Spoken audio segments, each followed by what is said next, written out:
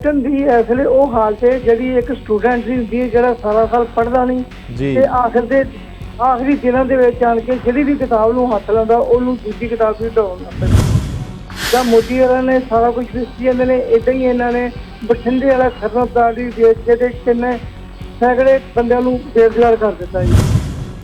पिछले 3 सालों के कोई अजिहा काम सरकार गिना नहीं सकती कि जिन्हों सरकार हिक ठोक के कहे कि यह काम जे ये विकास कारज ने वो कैप्टन सरकार ने ते कांग्रेस सरकार ने करवाए ने।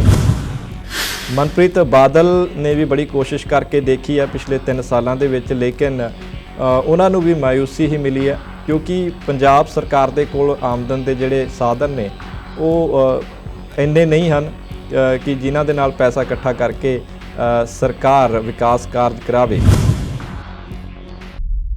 स्वागत है जी एक बार फिर तो तुहाडे सारिਆਂ ਦਾ प्रोग्राम ग्लोबल गलबात ਦੇ ਵਿੱਚ। इस समय साडे इस प्रोग्राम ਨੂੰ ਤੁਸੀਂ ਸਾਡੇ ग्लोबल पंजाब टीवी चैनल ਦੇ फेसबुक पेज ਤੇ ਲਾਈਵ ਦੇਖ ਰਹੇ ਹੋ ਤੇ फेसबुक पेज ਤੇ ਲਾਈਵ ਦੇਖਣ ਦੇ ਨਾਲ ਨਾਲ ਤੁਸੀਂ ਆਪਣੇ ਜਿਹੜੇ ਕਮੈਂਟਸ ਨੇ ਉਹ ਵੀ ਸਾਡੇ ਤੱਕ ਪਹੁੰਚਾ ਸਕਦੇ ਹੋ ਤੇ ਅਸੀਂ ਕੋਸ਼ਿਸ਼ ਕਰਾਂਗੇ ਕਿ ਤੁਹਾਡੇ ਕਮੈਂਟਸ ਨੇ ਉਹਨਾਂ ਨੂੰ ਅਸੀਂ ਆਪਣੇ ਦਰਸ਼ਕਾਂ ਤੱਕ ਸਾਂਝਾ ਕਰ ਸਕੀਏ।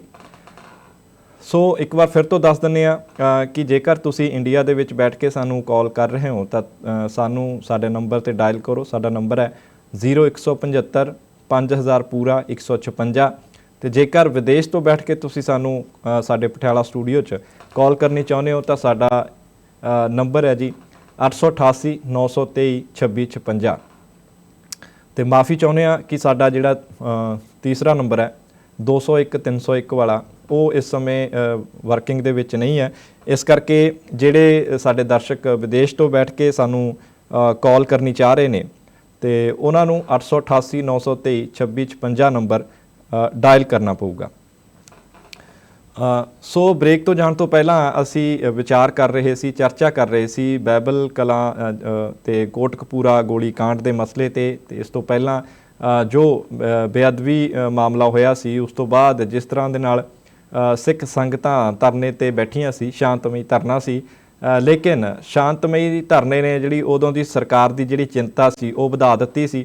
इस करके सरकार भी चाहुंदी सी कि जल्दी तो जल्दी इन्हां धरनाकारियों नूं इत्थों हटाया जावे ते इस करके किधरों जिहड़े पुलिस नूं ऑर्डर तां मिले ही ने ते जिस तो बाद कि पुलिस ने जिहड़ा बल दा प्रयोग इन्हां शांतमई प्रदर्शन कर रहीआं संगतां ते वरतिया सी ते इस दौरान पुलिस की गोली भी चली सी ते जिहड़े 2 सिख धरनाकारी सी प्रदर्शनकारी सी उन्हां दी इस दौरान मौत भी हो गई सी। सो एक कॉलर साडे नाल जुड़े ने, कॉल लै लैने जी। बहुत बहुत स्वागत है जी तुहाडा। हेलो सत श्री अकाल जी, बहुत बहुत स्वागत है। मैं कि कैप्टन दी इस वे वो हालत है जी एक स्टूडेंट भी होंगी है जो सारा साल पढ़ता नहीं जी आखिरी दिनों के आन के जी भी किताब में हथ लाता उन्होंने दूसरी किताब भी दौड़ लग पैंदी।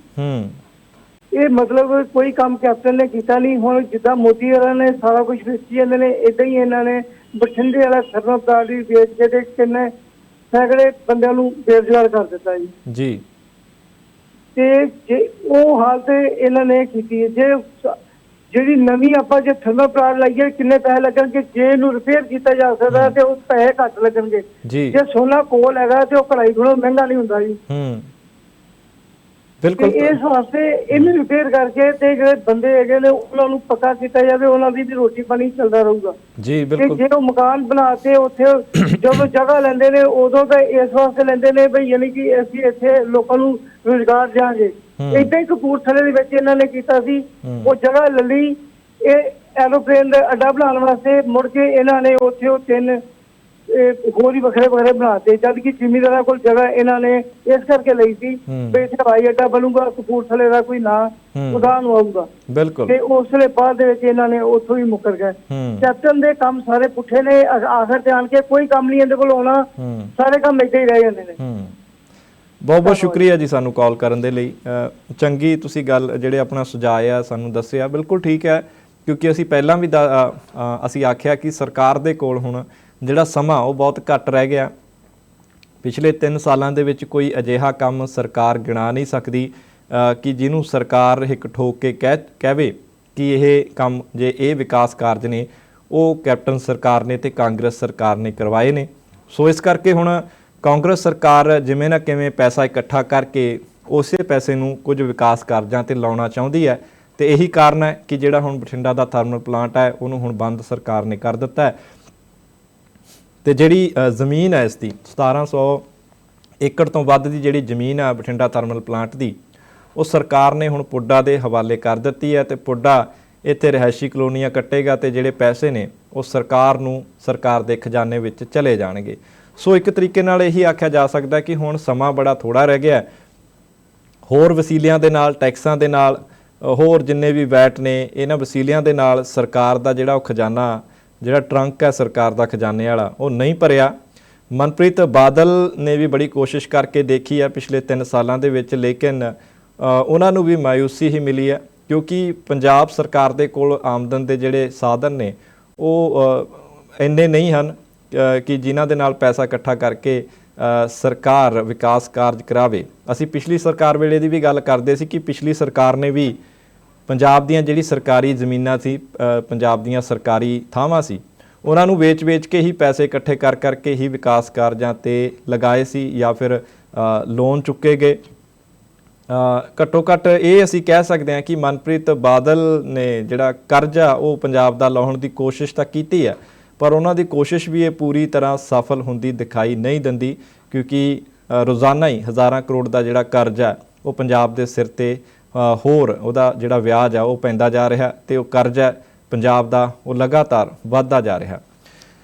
ਸੋ ਇਸ ਤੋਂ ਇਲਾਵਾ ਅਸੀਂ ਸ਼ੁਰੂਆਤ ਦੇ ਵਿੱਚ ਗੱਲਬਾਤ ਕੀਤੀ ਸੀ ਕਿ ਸਿਹਤ ਮੰਤਰੀ ਪੰਜਾਬ ਬਲਬੀਰ ਸਿੰਘ ਸਿੱਧੂ ਦਾ ਜਿਹੜਾ ਇੱਕ ਜਦੋਂ ਮੀਡੀਆ ਨਾਲ ਗੱਲਬਾਤ ਕਰ ਰਹੇ ਸੀ, ਉਹਨਾਂ ਨੇ ਇੱਕ ਸੰਕੇਤ ਦਿੱਤਾ ਕਿ ਜੇਕਰ ਹਾਲਾਤ ਪੰਜਾਬ ਦੇ ਵਿੱਚ ਇਸੇ ਤਰ੍ਹਾਂ ਦੇ ਨਾਲ ਰਹੇ, ਕਰੋਨਾ ਵਾਇਰਸ ਇਸੇ ਤਰ੍ਹਾਂ ਦੇ ਨਾਲ ਜ਼ਿਆਦਾ ਤੋਂ ਜ਼ਿਆਦਾ ਲੋਕਾਂ ਨੂੰ ਆਪਣੀ ਲਪੇਟ ਦੇ ਵਿੱਚ ਲੈਂਦਾ ਰਿਹਾ ਤਾਂ ਸਰਕਾਰ ਕੋਲ ਆਖਰੀ ਰਸਤਾ ਫਿਰ ਤੋਂ ਤਾਲਾਬੰਦੀ ਦਾ ਹੀ ਬਚ ਜਾਏਗਾ। ਸੋ ਸਵਾਲ ਇਹ ਪੈਦਾ ਹੁੰਦਾ ਹੈ ਕਿ ਕੀ ਹੁਣ ਜਿਸ ਤਰੀਕੇ ਦੇ ਨਾਲ ਸਰਕਾਰ ਨੇ ਤਾਲਾਬੰਦੀ ਖੋਲ੍ਹ ਕੇ ਕੁਝ ਸ਼ਰਤਾਂ ਲਾਗੂ ਕਰਕੇ ਹਰ ਇੱਕ ਵਿਭਾਗ ਨੂੰ ਖੋਲ੍ਹਿਆ, ਚਾਹੇ ਉਹ ਹੋਟਲ ਇੰਡਸਟਰੀ ਹੋਵੇ, ਚਾਹੇ ਉਹ ਬਾਕੀ ਦੇ ਜਿਹੜੀਆਂ ਵਪਾਰਕ ਅਦਾਰੇ ਨੇ, ਚਾਹੇ ਉਹ ਫੈਕਟਰੀਆਂ ਹੋਣ, ਜਿਸ ਤਰੀਕੇ ਦੇ ਨਾਲ ਸ਼ਰਤਾਂ ਰੱਖ ਕੇ ਸਰਕਾਰ ਨੇ ਇਹਨਾਂ ਅਦਾਰਿਆਂ ਨੂੰ ਖੋਲ੍ਹਿਆ ਤੇ ਠੀਕ ਹੈ, ਅਰਥਚਾਰਾ ਪੰਜਾਬ ਦਾ ਕੁਝ ਹੌਲੀ ਹੌਲੀ ਲੀਹ 'ਤੇ ਆ ਰਿਹਾ ਹੈ। ਲੇਕਿਨ ਹੁਣ ਜਿਸ ਤਰੀਕੇ ਦੇ ਨਾਲ ਕਰੋਨਾ ਵਾਇਰਸ ਦੇ ਮਾਮਲੇ ਪੰਜਾਬ ਦੇ ਵਿੱਚ ਵੱਧ ਰਹੇ ਨੇ, ਉਹ ਵੀ ਸਰਕਾਰ ਦੇ ਲਈ ਚਿੰਤਾ ਦਾ ਵਿਸ਼ਾ ਬਣ ਰਹੇ ਨੇ। ਜੇਕਰ ਇਸੇ ਤਰ੍ਹਾਂ ਦੇ ਨਾਲ ਰੋਜ਼ਾਨਾ 150 ਤੋਂ ਵਧੇਰੇ ਜਿਹੜੇ ਜਾਂ ਫਿਰ ਕਹਿ ਲਈਏ ਕਿ 150-200 ਜਿਹੜੇ ਮਰੀਜ਼ ਨੇ ਉਹ ਪੰਜਾਬ ਦੇ ਵਿੱਚ ਕਰੋਨਾ ਵਾਇਰਸ ਦੇ ਨਵੇਂ ਕੇਸ ਆਉਂਦੇ ਰਹੇ ਤਾਂ ਇਹਦੇ ਵਿੱਚ ਕੋਈ ਸ਼ੱਕ ਨਹੀਂ ਕਿ ਇਹ ਕੇਸ ਥੋੜ੍ਹੇ ਦਿਨਾਂ ਤੱਕ ਡਬਲ ਵੀ ਹੋ ਸਕਦੇ ਨੇ।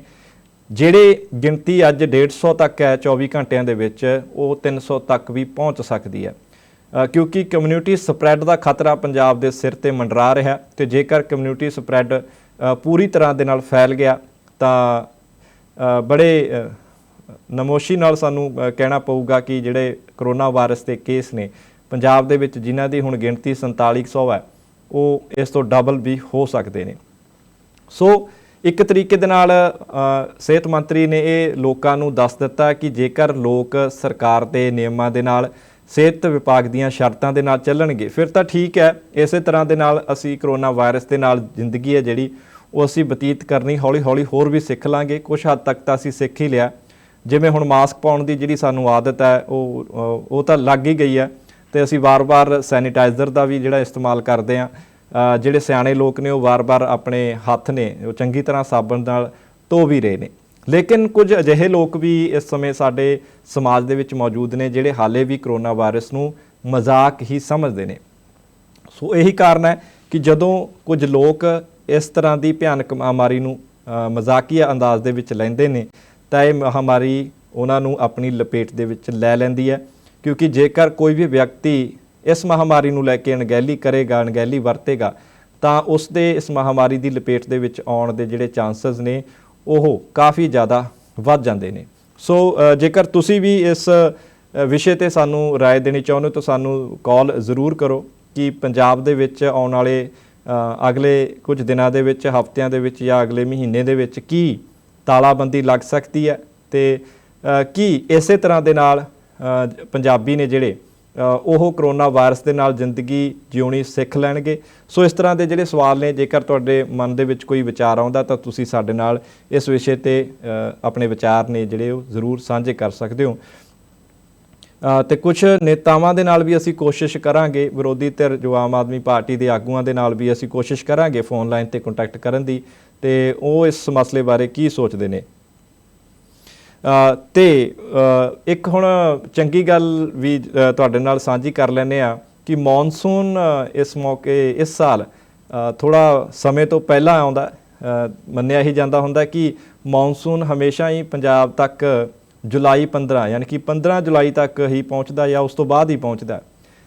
ਲੇਕਿਨ ਜੋ ਮੌਸਮ ਵਿਭਾਗ ਦੇ ਅਨੁਸਾਰ ਮੌਨਸੂਨ ਪੰਜਾਬ ਦੇ ਵਿੱਚ ਦਸਤਕ ਦੇ ਚੁੱਕਿਆ, ਤੇ ਅੱਜ ਵੀ ਅਸੀਂ ਦੇਖ ਰਹੇ ਹਾਂ ਕਿ ਜਿਸ ਤਰੀਕੇ ਦੇ ਨਾਲ ਕੱਲ੍ਹ ਗਰਮੀ ਕਹਿਰ ਬਰਪਾ ਰਹੀ ਸੀ, ਤੇ ਕੱਲ੍ਹ ਤੋਂ ਹੀ ਬੱਦਲਵਾਈ ਜਿਹੜੀ ਆ ਸ਼ੁਰੂ ਹੋ ਗਈ ਸੀ ਪੰਜਾਬ ਦੀ ਕਈ ਥਾਵਾਂ ਦੇ ਵਿੱਚ। ਤਾਂ ਜਿਹੜੀ ਆ ਮੀਂਹ ਵੀ ਦੇਖਿਆ ਗਿਆ ਸੀ, ਰੋਪੜ ਦੇ ਵਿੱਚ ਬੀਤੇ ਦਿਨੀ ਚੰਗਾ ਮੀਂਹ ਪਿਆ ਸੀ, ਤੇ ਇਸ ਕਰਕੇ ਜਿਹੜਾ ਪੰਜਾਬ ਦਾ ਮੌਸਮ ਆ ਹੁਣ ਖੁਸ਼ਗਵਾਰ ਬਣਦਾ ਜਾ ਰਿਹਾ।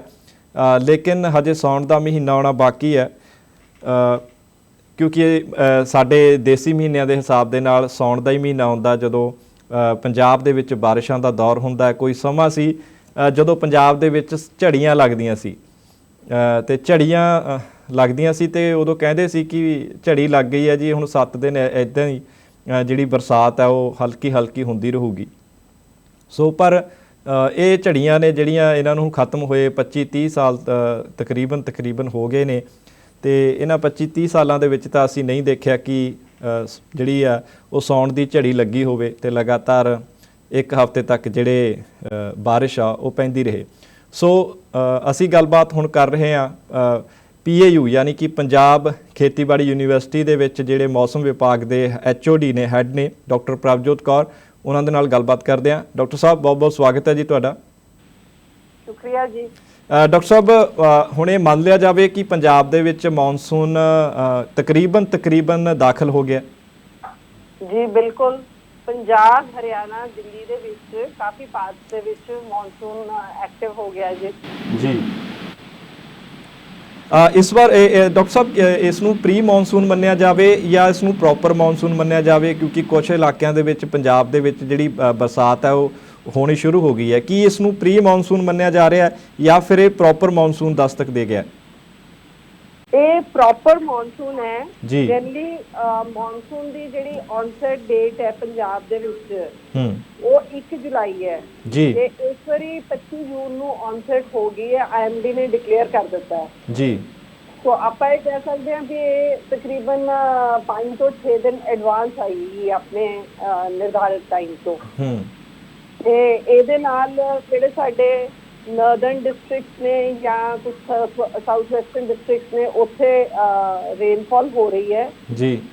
ਐਂਡ ਜਿਹੜੀ ਬਾਰਿਸ਼ ਹੋਈ ਹੈ ਉਹ ਹਲਕੀ ਤੋਂ ਦਰਮਿਆਨੀ ਬਾਰਿਸ਼ ਹੈ ਜੀ, ਤੇ ਇਹੀ ਫੋਰਕਾਸਟ ਹੀ ਨਾਲ ਦੇ ਨਾਲ ਹਵਾਵਾਂ ਵੀ ਚੱਲ ਰਹੀਆਂ ਨੇ। ਅੱਛਾ ਡਾਕਟਰ ਸਾਹਿਬ, ਇਹ ਕੀ ਮੰਨਿਆ ਜਾਵੇ ਕਿ ਅਰਲੀ ਆ ਗਿਆ ਮੌਨਸੂਨ, ਤੇ ਖਤਮ ਵੀ ਜੋ ਸਮਾਪਤੀ ਹੈ ਮੌਨਸੂਨ ਦੀ ਉਹ ਵੀ ਅਰਲੀ ਹੋ ਸਕਦੀ ਹੈ ਜਾਂ ਫਿਰ ਜੁਲਾਈ ਤੱਕ ਇਹ ਜਾ ਸਕਦਾ ਹੈ? ਜਿਹੜੀ ਆਮਦ ਹੈਗੀ ਹੈ ਉਹ ਤਕਰੀਬਨ 5 ਤੋਂ 6 ਦਿਨ ਅਰਲੀ ਹੋਈ ਹੈ, ਅਰਲੀ ਔਨਸੈਟ ਹੋਈ ਹੈ। ਤੇ ਜਿਹੜੇ ਇਹਦੀ ਖਤਮ ਹੁੰਦਾ ਹੈ ਮੌਨਸੂਨ ਦਾ ਸੀਜ਼ਨ ਸੈਪਟੈਂਬਰ 'ਚ ਜਾ ਕੇ ਐਂਡ ਹੁੰਦਾ ਜੀ। ਤੇ ਕਿਉਂਕਿ ਇਹਦੇ ਵਿੱਚ ਹਵਾਵਾਂ ਦੀਆਂ ਦਿਸ਼ਾਵਾਂ ਹੁੰਦੀਆਂ ਨੇ ਜੀ, ਸੋ ਕਈ ਵਾਰੀ ਵਿੱਚ ਕੁਝ ਦਿਸ਼ਾਵਾਂ ਚੇਂਜ ਹੋਣ ਨਾਲ, ਜਿਵੇਂ ਇਹਨਾਂ ਦਿਨਾਂ 'ਚ ਸਾਊਥ ਈਸਟਰਲੀ ਜਾਂ ਸਾਊਥ ਵੈਸਟਰਲੀ ਹਵਾਵਾਂ ਚੱਲਦੀਆਂ ਜੀ, ਸੋ ਕਿਤੇ ਕਿਤੇ ਉਹ ਜਦੋਂ ਨਰਦਰਨਲੀ ਹੋ ਜਾਂਦੀਆਂ ਨੇ ਤਾਂ ਕੁਝ ਇੱਕ ਦਿਨਾਂ ਲਈ ਮੌਨਸੂਨ ਦੀਆਂ ਬਾਰਿਸ਼ਾਂ ਰੁਕ ਵੀ ਜਾਂਦੀਆਂ ਨੇ ਜੀ। ਬਟ ਜਿਹੜੀ ਐਕਚੁਅਲ ਵਿਡਰਾਲ ਹੁੰਦੀ ਹੈ ਮੌਨਸੂਨ ਦੀ ਉਹ ਸੈਪਟੈਂਬਰ ਮਹੀਨੇ ਤੋਂ ਨਹੀਂ ਹੈ। ਠੀਕ ਹੈ। ਸੋ ਡਾਕਟਰ ਸਾਹਿਬ, ਜਾਂਦੇ ਜਾਂਦੇ ਇਹ ਦੱਸ ਦਿਓ ਕਿ ਮੌਨਸੂਨ ਇਸ ਸਾਲ ਕਿਸ ਤਰ੍ਹਾਂ ਦਾ ਰਹਿਣ ਵਾਲਾ? ਜਿਹੜੀ ਫੋਰਕਾਸਟ ਆਈ ਹੈ ਉਹਦੇ ਅਕੋਰਡਿੰਗਲੀ ਨਾਰਥ ਵੈਸਟ ਇੰਡੀਆ ਦੇ ਵਿੱਚ 102%, ਮਤਲਬ 100% ਤੋਂ 2% ਜ਼ਿਆਦਾ ਦੀ ਫੋਰਕਾਸਟ ਹੈ ਜੀ। तो डिस्ट्रीब्यूशन भी इस बारी फोरकास्ट काफी अच्छी आई है, क्योंकि जिस तरह पिछले साल थोड़ी डिस्ट्रीब्यूशन ठीक नहीं थी। जुलाई महीने से काफी सुक्का जिहा ही रहा, ज्यादा बारिश नहीं हुई। फिर बाद च जाके अगस्त सितंबर च बारिशां काफी होईयां जी। ते पिछले साल 2019 ਦੇ ਵਿੱਚ ਅਜੇ ਤੱਕ ਵੀ ਸਭ ਤੋਂ ਲੇਟ ਵਿਡਰੋਲ ਹੋਈ ਸੀ ਜੀ, ਜਿਹੜੀ 10 ਅਕਤੂਬਰ ਨੂੰ ਹੋਈ ਸੀ, ਕਿਉਂਕਿ ਨਾਰਮਲ ਇਹਦਾ ਟਾਈਮ ਜਿਹੜਾ ਹੈਗਾ ਉਹ ਸਤੰਬਰ ਦੇ ਤੀਸਰੇ ਹਫਤੇ 'ਚ ਹੁੰਦਾ ਹੈ, 22 ਸਤੰਬਰ ਦੇ ਲਾਗੇ ਜੀ। ਪਰ ਲਾਸਟ ਈਅਰ 3 ਹਫਤੇ ਜਾਂ ਥੋੜਾ ਜਿਹਾ ਉਸ ਤੋਂ ਵੀ ਜ਼ਿਆਦਾ ਲੇਟ ਗਿਆ ਹੈ जी। तो उम्मीद की जाती है कि इस बारी मानसून क्योंकि आया अर्ली है, 5 दिन अर्ली आया है, तो अच्छा रहेगा जी। डॉक्टर साहब बहुत बहुत शुक्रिया तुहाडा साडे नाल पूरी इस जानकारी सांझी करन दा। सो पंजाब खेतीबाड़ी यूनीवर्सिटी तो मौसम विभाग के जो HOD सी डॉक्टर प्रभजोत कौर वो साडे नाल फोन लाइन ते जुड़े सी, जिन्हां ने दस्सिया कि पंजाब दे विच ये जिहड़ी बरसात हुण शुरू हो गई है ते पक्का हो गया कि पंजाब दे विच मॉनसून आ गया है। दस्सिया डॉक्टर साहब ने कि 1 जुलाई तक मॉनसून के आने की संभावना सी, पर उस तो भी जिहड़ा 5 दिन जिहड़ा पहला मॉनसून ने दस्तक दे दी है, सो पंजाब के लोगों नूं जो गर्मी दे विच जो गर्मी कहर बरपा रही सी, सो उस तो निजात मिली है। पंजाब का जिहड़ा मौसम आ वो एक बार फिर तो खुशगवार होया, लेकिन करोना महामारी साडे सिर ते हमेशा ही तलवार बन के लटक रही है। सो इस करके ये भी हो सकता कि जिस तरीके दे नाल असी पहला मॉनसून दी मस्ती करते सी या मॉनसून का आनंद माणते सी, वो इस बार सानू थोड़ा बहुत घट करना पवे। सो मॉनसून के नाल नाल दर्शकों असी गलबात ये भी कर लैंदे आ कि लगातार 19 दिन हो गए ने ते साडियां जिहड़ियां तेल कंपनियां ने वो लगातार पेट्रोल ते डीजल के रेट लगातार वधा रहीआं ने। हौली हौली करके कंपनियां ने पेट्रोल ते भी ते डीजल ते भी 10-10 रुपए तो भी वध दा जिहड़ा वो वाधा कर दिता है। 10 रुपए का वाधा होना पेट्रोल ते डीजल ते एक बहुत वड्डी गल है। आम आदमी का जिहड़ा बजट आ वो हिल रहा इस वधिया कीमतां दे कारण। इस करके कांग्रेस पार्टी वालों कुछ थावां ते कुछ स्टेटां दे विच BJP सरकार के खिलाफ प्रोटेस्ट भी किया जा रहा, लेकिन मोदी साहब इस गल वाल बिल्कुल ध्यान नहीं दे रहे। ये वही BJP की सरकार है जिन्हें डॉक्टर मनमोहन सिंह की सरकार समय जो तेल दी कीमतां वधियां सी तां तरह तरह के स्टंट करके भाजपा के आगू सड़कों ते उतर आउंदे सी। समृति ईरानी नूं असीं बार बार देखते सी, चाहे वो गैस दी कीमतां वध जांदियां सी, लेकिन ये तो फिर हुण इस समय तो हद ही जिहड़ियां तेल कंपनियां ने कर दित्ती है। तो इस तो पहलां जिहड़ी हद है वो सरकार ने कीती है, क्योंकि सरकार ने भी डीजल ते पेट्रोल ते जिहड़ी अपनी एक्साइज ड्यूटी है वो 10 तो 13 रुपए वधा दित्ती है। तो फिर कंपनियां तो अपनी मनमर्जी करनी है, क्योंकि कंपनियां नूं सरकार पहले ही छूट दे चुकी है।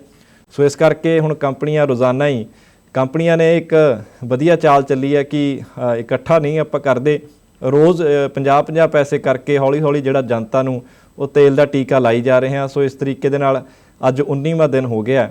ये तेल कंपनियां लगातार आम लोगों के जनता के टीका लगा रही ने ते तेल महंगा कर रही ने ते जिहड़ा बजट आ वो आम आदमी का उन्होंने हिला रही ने। सो जेकर इस तरह के नाल तेल की कीमत इस तरीके दे नाल वधदी रही तो वो दूर नहीं जदों सानू अपनियां कारां घरे खड़ाउणियां पैणगीਆਂ, स्कूटर मोटरसाइकिल घर विच ही खड़ाउणे पैणगे। सो इस तरह के हालात भी बन सकते हैं। पर बड़ी अजीब गल ये हो जाती है कि कौमांतरी पद्धर ते जिस तरीके दे नाल तेल के जिहड़े रेट ने वो प्रति बैरल इन्ने हेठां हो जाते हैं कि पानी के मुੱਲ के बराबर तेल हो जाता है। तो बड़ी हैरानी है कि भारत दे विच तेल लगातार महंगा हो रहा। होना तो यह चाहिए सी कि सस्ता होना चाहिए सी, क्योंकि अंतरराष्ट्रीय बाजार दे विच जिहड़ा क्रूड ऑयल आ वो सस्ता हो गया प्रति बैरल। तो लोगों को यही उम्मीद सी कि भारत दे विच भी जिहड़ा हैगा घट्टो घट्ट 5-7 रुपये जिहड़ा पेट्रोल ते डीजल वो घट जूगा। लेकिन बड़े अफसोस की गल है कि सरकार ने देश की जनता बारे कुछ नहीं सोचा। सरकार सोच रही है तो सिर्फ अपने खजाने बारे सोच रही है। यही कारण है कि करोना के इस संकट वाले काल दे विच भी जदों सरकार नूं चाहिदा सी कि तेल जेकर घटाउणा नहीं तो उहदियां जिहड़ियां कीमतां ने उन्हां नूं स्थिर रखिया जावे, जिस तरीके दे नाल चल रहीआं सी। लगभग 60-62 रुपए जिहड़ा डीजल चल रहा सी ते 72-71 रुपए प्रति लीटर जिहड़ा पेट्रोल चल रहा सी। ते यही हुण जिहड़ा पेट्रोल आ वो 80 रुपए के करीब हो गया, तो जिहड़ा डीजल आ वो 71-72 रुपए नूं 73 रुपए नूं भी पार कर रहा। सो आम आदमी दे रोष दे विच आउणा भी लाजमी है, क्योंकि एक थां तो दूजी थां जाण दे लई आम आदमी ने अपने वाहनां दा इस्तेमाल करना है। ਤੇ ਵਾਹਨਾਂ ਦੇ ਵਿੱਚ ਜਾਂ ਤਾਂ ਡੀਜ਼ਲ ਪੈਂਦਾ ਜਾਂ ਫਿਰ ਪੈਟਰੋਲ ਪੈਂਦਾ। ਇਲੈਕਟ੍ਰੋਨਿਕ ਵਾਹਨ ਹਜੇ ਉਹਨੇ ਸਾਡੇ ਕੋਲ ਨਹੀਂ ਹੋਏ ਕਿ ਅਸੀਂ ਬਿਜਲੀ ਤੇ ਉਹਨਾਂ ਨੂੰ ਚਾਰਜ ਕਰਕੇ ਚਲਾਈਏ ਤੇ ਇਸ ਡੀਜ਼ਲ ਤੇ ਪੈਟਰੋਲ ਤੋਂ ਖਹਿੜਾ ਛਡਾਈਏ। ਖੈਰ ਇਹ ਵੀ ਹੋ ਸਕਦਾ ਕਿ ਉਹ ਵੀ ਦਿਨ ਦੂਰ ਨਹੀਂ, ਕਿਉਂਕਿ ਜੇਕਰ ਇਸੇ ਤਰੀਕੇ ਦੇ ਨਾਲ ਤੇਲ ਦੀਆਂ ਕੀਮਤਾਂ ਵੱਧਦੀਆਂ ਗਈਆਂ ਤਾਂ ਜਿਹੜੀ ਇਲੈਕਟ੍ਰੋਨਿਕ ਕਾਰ ਮੈਨੂਫੈਕਚਰਿੰਗ ਇੰਡਸਟਰੀ ਹੈ ਉਹ ਇਲੈਕਟ੍ਰੋਨਿਕ ਕਾਰਾਂ ਵੱਧ ਤੋਂ ਵੱਧ ਬਣਾਉਣ ਦੇ ਵਿੱਚ ਜੁਟ ਜਾਵੇਗੀ, ਕਿਉਂਕਿ ਤੇਲ ਜੇਕਰ ਇਸ ਤਰੀਕੇ ਨਾਲ ਵੱਧਦਾ ਗਿਆ ਤਾਂ ਲੋਕਾਂ ਨੇ ਡੀਜ਼ਲ ਤੇ ਪੈਟਰੋਲ ਦੀਆਂ ਜਿਹੜੀਆਂ ਕਾਰਾਂ ਨੇ, ਸਕੂਟਰ ਨੇ, ਉਹ ਲੈਣੇ ਹੀ ਬੰਦ ਕਰ ਦੇਣੇ ਨੇ ਤੇ ਬੈਟਰੀ ਵਾਲੀਆਂ ਜਾਂ ਫਿਰ ਇਲੈਕਟ੍ਰਿਕ ਜਿਹੜੀਆਂ ਕਾਰ ਤੇ ਸਕੂਟਰ ਨੇ ਉਹ ਖਰੀਦਣੇ ਸ਼ੁਰੂ ਕਰ ਦੇਣੇ ਨੇ ਤੇ ਮਜਬੂਰੀ ਵੀ ਬਣ ਜਾਏਗੀ ਇਸ ਤਰ੍ਹਾਂ ਦਾ ਲੋਕਾਂ ਦੇ ਲਈ ਕਰਨ ਦੇ ਲਈ। ਸੋ ਅੱਜ ਦੇ ਦਿਨ ਦੀ ਹੁਣ ਜਾਂਦੇ ਜਾਂਦੇ ਇੱਕ ਖਾਸ ਗੱਲ ਇਹ ਵੀ ਤੁਹਾਨੂੰ ਦੱਸ ਦਿੰਦੇ ਹਾਂ ਕਿ ਅੱਜ 25 ਜੂਨ ਹੈ। ਅੱਜ ਦੇ ਹੀ ਦਿਨ 25 ਜੂਨ 1975 ਨੂੰ ਦੇਸ਼ ਦੇ ਵਿੱਚ ਕਾਂਗਰਸ ਸਰਕਾਰ ਵੱਲੋਂ ਐਮਰਜੈਂਸੀ ਲਗਾ ਦਿੱਤੀ ਗਈ ਸੀ। ਐਮਰਜੈਂਸੀ ਦੇ ਹਾਲਾਤਾਂ ਦੇ ਵਿੱਚ ਜਿਹੜੇ ਵੀ ਸਾਡੇ ਬਜ਼ੁਰਗਾਂ ਨੇ ਉਹ ਹਾਲਾਤ ਦੇਖੇ ਨੇ ਤੇ ਉਹ ਹਾਲਾਤ ਕਿਸ ਤਰ੍ਹਾਂ ਦੇ ਸੀ ਉਹ ਬਾਖੂਬੀ ਬਿਆਨ ਕਰਦੇ ਨੇ ਕਿ ਹਰ ਉਹ ਜਵਾਨ ਜਿਹੜੀ ਸਰਕਾਰ ਦੇ ਖਿਲਾਫ ਬੋਲਦੀ ਸੀ, ਹਰ ਉਹ ਹੱਥ ਜੋ ਸਰਕਾਰ ਦੇ ਖਿਲਾਫ ਉੱਠਦਾ ਸੀ, ਨਾਅਰੇ ਲਗਾਉਂਦਾ ਸੀ, ਉਹ ਸਾਰੀਆਂ ਜਵਾਨਾਂ ਨੂੰ ਬੰਦ ਕਰ ਦਿੱਤਾ ਗਿਆ। ਅਖਬਾਰਾਂ ਨੂੰ ਵੀ ਬੰਦ ਕਰ ਦਿੱਤਾ ਗਿਆ ਸੀ। ਟੀਵੀ ਜੋ ਚੈਨਲ ਸੀ ਉਦੋਂ ਤਾਂ ਜਿਹੜੇ ਸਰਕਾਰੀ ਹੀ ਚੈਨਲ ਚੱਲਦੇ ਸੀ। ਸੋ ਇਸ ਕਰਕੇ ਜ਼ਿਆਦਾਤਰ ਜਿਹੜੀ ਮਾਰ ਹੈ ਉਹ ਮੀਡੀਆ ਨੂੰ ਪਈ ਸੀ, ਦੇਸ਼ ਦੇ ਲੋਕਤੰਤਰ 'ਤੇ ਪਈ ਸੀ ਤੇ ਸਾਡੇ ਸਭ ਤੋਂ ਵੱਡੇ, ਦੁਨੀਆ ਦੇ ਸਭ ਤੋਂ ਵੱਡੇ ਲੋਕਤੰਤਰ ਦੇ ਜਿਸ ਤਰੀਕੇ ਦੇ ਨਾਲ ਉਦੋਂ ਦੀ ਤਤਕਾਲੀ ਕਾਂਗਰਸ ਸਰਕਾਰ ਵੱਲੋਂ ਗਲਾ ਘੁੱਟਿਆ ਗਿਆ ਸੀ, ਇਹ ਜ਼ਰੂਰੀ ਹੋ ਜਾਂਦਾ ਕਿ ਇਸ ਦਿਨ ਨੂੰ ਯਾਦ ਕੀਤਾ ਜਾਵੇ। ਤੇ ਇਹੀ ਕਾਰਨ ਹੈ ਕਿ ਭਾਜਪਾ ਇਸ ਦਿਨ ਨੂੰ ਬਾਰ-ਬਾਰ ਯਾਦ ਕਰਦੀ ਹੈ। ਜਦੋਂ ਵੀ 25 ਜੂਨ ਦਾ ਦਿਨ ਆਉਂਦਾ ਭਾਜਪਾ ਕੋਈ ਵੀ ਇਹ ਮੁੱਦਾ ਨਹੀਂ ਛੱਡਦੀ ਕਿ 25 ਜੂਨ ਨੂੰ ਐਮਰਜੈਂਸੀ ਦਾ ਮੁੱਦਾ ਭਾਜਪਾ ਵੱਲੋਂ ਨਾ ਚੁੱਕਿਆ ਜਾਵੇ। ਖੁਦ ਪ੍ਰਧਾਨ ਮੰਤਰੀ ਮੋਦੀ ਵੱਲੋਂ ਵੀ ਅੱਜ ਦੇ ਦਿਨ 'ਤੇ ਸੰਬੋਧਨ ਕੀਤਾ ਗਿਆ, ਜਿਹੜੇ ਆਪਣੇ ਵਿਚਾਰ ਨੇ ਉਹ ਲੋਕਾਂ ਦੇ ਨਾਲ ਸਾਂਝੇ ਕੀਤੇ ਗਏ ਨੇ। ਪ੍ਰਧਾਨ ਮੰਤਰੀ ਮੋਦੀ ਨੇ ਆਖਿਆ ਕਿ ਲੋਕਤੰਤਰ ਦਾ ਧਾਨ 1975 ਦੇ ਵਿੱਚ ਕਾਂਗਰਸ ਪਾਰਟੀ ਵੱਲੋਂ ਕੀਤਾ ਗਿਆ ਸੀ। ਸੋ ਇਸ ਤਰ੍ਹਾਂ ਦੇ ਜਿਹੜੇ ਮੁੱਦੇ ਨੇ ਉਹ ਲਗਾਤਾਰ ਹਰ ਇੱਕ ਪਾਰਟੀਆਂ ਨੂੰ ਚੁੱਕਣੇ ਪੈਂਦੇ ਨੇ, ਕਿਉਂਕਿ ਹਰ ਪਾਰਟੀ ਚਾਹੁੰਦੀ ਆ ਕਿ ਸਾਡੀ ਸਾਹਮਣੇ ਵਾਲੀ ਪਾਰਟੀ ਨੂੰ ਅਸੀਂ ਕਿਸੇ ਨਾ ਕਿਸੇ ਮੁੱਦੇ 'ਤੇ ਹੇਠਾਂ ਕਰੀਏ। ਕਾਂਗਰਸ ਦੀ ਇਹ ਕਹਿ ਸਕਦੇ ਹਾਂ ਕਿ ਬਦਕਿਸਮਤੀ ਹੈ ਕਿ ਕਾਂਗਰਸ ਦੇ ਉੱਪਰ ਜੋ ਦਿੱਲੀ ਸਿੱਖ ਕਤਲੇਆਮ ਦਾ ਇਲਜ਼ਾਮ ਵੀ ਹੈ ਤੇ ਹਰਿਮੰਦਰ ਸਾਹਿਬ ਦੇ ਉੱਪਰ ਹਮਲਾ ਕਰਨ ਦਾ ਵੀ ਇਲਜ਼ਾਮ ਕਾਂਗਰਸ ਦੇ ਉੱਪਰ ਹੀ ਹੈ। ਸੋ ਇਸ ਕਰਕੇ ਇਹਨਾਂ ਦੋਨਾਂ ਹੀ ਮੁੱਦਿਆਂ ਦੇ ਉੱਤੇ ਭਾਜਪਾ ਯਾਨੀ ਕਿ ਭਾਰਤੀ ਜਨਤਾ ਪਾਰਟੀ ਪੂਰਾ ਰਾਜਨੀਤਿਕ ਲਾਭ ਹਮੇਸ਼ਾ ਸਮੇਂ-ਸਮੇਂ 'ਤੇ ਲੈਂਦੀ ਰਹਿੰਦੀ ਹੈ। ਸੋ ਕੁਛ ਇਹ ਵੀ ਹੈ ਕਿ ਯੂਪੀ ਤੋਂ, ਉੱਤਰ ਪ੍ਰਦੇਸ਼ ਤੋਂ ਜਿਸ ਤਰ੍ਹਾਂ ਦੀਆਂ ਖਬਰਾਂ ਆ ਰਹੀਆਂ ਨੇ, ਜੋ ਸਾਡੇ ਸਿੱਖ ਕਿਸਾਨ ਜਿਹੜੇ ਭਰਾ ਨੇ ਜਿਨ੍ਹਾਂ ਨੇ ਅੱਜ ਤੋਂ ਕਈ ਦਹਾਕਿਆਂ ਪਹਿਲਾਂ ਉੱਤਰ ਪ੍ਰਦੇਸ਼ ਦੇ ਵਿੱਚ ਜਾ ਕੇ ਪਹਿਲਾਂ ਜ਼ਮੀਨ ਖਰੀਦੀ, ਉਹ ਜਿਹੜੀ ਜ਼ਮੀਨ ਸੀ ਉਹ ਕਾਫੀ ਇੰਨੀ ਉਪਜਾਊ ਵੀ ਨਹੀਂ ਸੀ। ਇਹ ਸਾਡੇ ਕਿਸਾਨਾਂ ਨੇ ਉੱਤਰ ਪ੍ਰਦੇਸ਼ ਦੀ ਬੰਜਰ ਜ਼ਮੀਨ ਨੂੰ ਆਬਾਦ ਕੀਤਾ, ਉੱਥੇ ਖੇਤੀ ਕਰਨੀ ਸ਼ੁਰੂ ਕੀਤੀ। ਪਰ ਜਿਸ ਤਰੀਕੇ ਦੇ ਨਾਲ ਹੁਣ ਉੱਤਰ ਪ੍ਰਦੇਸ਼ ਦੇ ਵਿੱਚ ਇਹ ਹੋ ਰਿਹਾ, ਜਿਹੜੇ ਸਾਡੇ ਪੰਜਾਬੀ ਸਿੱਖ ਪਰਿਵਾਰ, ਕਿਸਾਨ ਪਰਿਵਾਰ ਨੇ, ਉਹਨਾਂ ਨੂੰ ਉੱਤਰ ਪ੍ਰਦੇਸ਼ ਦੇ ਵਿੱਚ ਉਜਾੜਿਆ ਜਾ ਰਿਹਾ ਤੇ ਉਹਨਾਂ ਦੀਆਂ ਜ਼ਮੀਨਾਂ ਦੇ ਉੱਪਰ ਧੱਕੇ ਨਾਲ ਕਬਜ਼ਾ ਕੀਤਾ ਜਾ ਰਿਹਾ। ਹਾਲਾਂਕਿ ਅਕਾਲੀ ਦਲ ਵੱਲੋਂ ਇੱਕ ਜਿਹੜਾ ਵਫਦ ਸੀ ਉਹ ਉੱਤਰ ਪ੍ਰਦੇਸ਼ ਦੇ ਵਿੱਚ ਜਾ ਕੇ ਉੱਥੋਂ ਦੇ ਯੋਗੀ ਸੀਐਮ ਸਾਹਿਬ ਨੂੰ ਮਿਲਿਆ ਸੀ ਤੇ ਸੀਐਮ ਜੋਗੀ ਨੇ ਵਿਸ਼ਵਾਸ ਜ਼ਰੂਰ ਦਿਵਾਇਆ ਅਕਾਲੀ ਦਲ ਦੇ ਵਫਦ ਨੂੰ ਕਿ ਕੋਈ ਵੀ ਜਿਹੜਾ ਪੰਜਾਬੀ ਕਿਸਾਨ ਹੈ ਜਾਂ ਫਿਰ ਸਿੱਖ ਕਿਸਾਨ ਉੱਤਰ ਪ੍ਰਦੇਸ਼ ਦੇ ਵਿੱਚ ਵਸ ਰਿਹਾ, ਖੇਤੀ ਕਰ ਰਿਹਾ, ਉਹਨੂੰ ਅਸੀਂ ਉਜੜਨ ਨਹੀਂ ਦੇਵਾਂਗੇ, ਕਿਤੇ ਵੀ ਜਾਣ ਨਹੀਂ ਦੇਵਾਂਗੇ। ਉਹਨਾਂ ਦੇ ਮਾਲ ਦੀ, ਜ਼ਮੀਨ ਦੀ ਜਿਹੜੀ ਰੱਖਿਆ ਉਹ ਉੱਤਰ ਪ੍ਰਦੇਸ਼ ਦੀ ਸਰਕਾਰ ਕਰੇਗੀ। ਸੋ ਇਹ ਹੁਣ ਆਉਣ ਵਾਲੇ ਦਿਨਾਂ ਦੇ ਵਿੱਚ ਸਾਨੂੰ ਪਤਾ ਲੱਗ ਜਾਣਾ ਹੈ ਕਿ ਜਿਸ ਤਰੀਕੇ ਦੇ ਨਾਲ ਉੱਤਰ ਪ੍ਰਦੇਸ਼ ਦੇ ਮੁੱਖ ਮੰਤਰੀ ਯੋਗੀ ਨੇ ਇਹ ਬਿਆਨ ਦਿੱਤਾ ਹੈ, ਭਰੋਸਾ ਦਿੱਤਾ, ਉਹ ਕਿਸਨੇ ਕੁ ਖਰੇ ਇਸ ਭਰੋਸੇ 'ਤੇ ਅਤੇ ਬਿਆਨ 'ਤੇ ਉਤਰਦੇ ਨੇ। ਸੋ ਦਰਸ਼ਕੋ, ਅੱਜ ਦਾ ਵੇਲਾ ਜਿਹੜਾ ਸਾਡਾ ਉਹ ਸਮਾਪਤ ਹੁਣ ਹੋ ਗਿਆ ਤੇ ਕੱਲ੍ਹ ਨੂੰ ਫਿਰ, ਕੱਲ੍ਹ ਸ਼ੁੱਕਰਵਾਰ ਦਾ ਦਿਨ ਹੈ, ਕੱਲ੍ਹ ਨੂੰ ਫਿਰ ਇਸੇ ਸਮੇਂ 'ਤੇ ਪ੍ਰੋਗਰਾਮ ਗਲੋਬਲ ਗੱਲਬਾਤ ਲੈ ਕੇ ਅਸੀਂ ਹਾਜ਼ਰ ਹੋਵਾਂਗੇ ਤੇ ਕੁਝ ਨਵੇਂ ਮੁੱਦਿਆਂ ਨੂੰ ਚੁੱਕਾਂਗੇ ਤੇ ਉਮੀਦ ਕਰਾਂਗੇ ਤੁਸੀਂ ਨਵੇਂ ਮੁੱਦਿਆਂ 'ਤੇ ਵੀ ਜਿਹੜੇ ਆਪਣੇ ਵਿਚਾਰ ਨੇ ਉਹ ਅੱਜ ਦੀ ਤਰ੍ਹਾਂ ਹੀ ਸਾਡੇ ਨਾਲ ਸਾਂਝੇ ਕਰੋਗੇ। ਸੋ ਇਸ ਮੌਕੇ ਸਮਾਂ ਹੁਣ ਇਜਾਜ਼ਤ ਲੈਣ ਦਾ ਹੋ ਗਿਆ। ਸੋ ਆਗਿਆ ਦਿਓ ਜੀ, ਤੁਸੀਂ ਠੀਕ ਰਹੋ, ਸੁਰੱਖਿਅਤ ਰਹੋ, ਇਹੀ ਅਸੀਂ ਕਾਮਨਾ ਕਰਦੇ ਹਾਂ। ਧੰਨਵਾਦ ਤੇ ਰੱਬ ਰਾਖਾ। ਸਾਡਾ ਹਰ ਇੱਕ ਪ੍ਰੋਗਰਾਮ ਵੇਖਣ ਤੇ ਸਾਡੇ ਨਾਲ ਜੁੜਨ ਲਈ ਸਬਸਕ੍ਰਾਈਬ ਕਰੋ ਚੈਨਲ ਪੰਜਾਬੀ ਤੇ ਨੋਟੀਫਿਕੇਸ਼ਨ ਲਈ ਬੈਲ ਆਈਕਨ ਵਾਲੇ ਬਟਨ ਤੇ ਕਲਿੱਕ ਕਰੋ।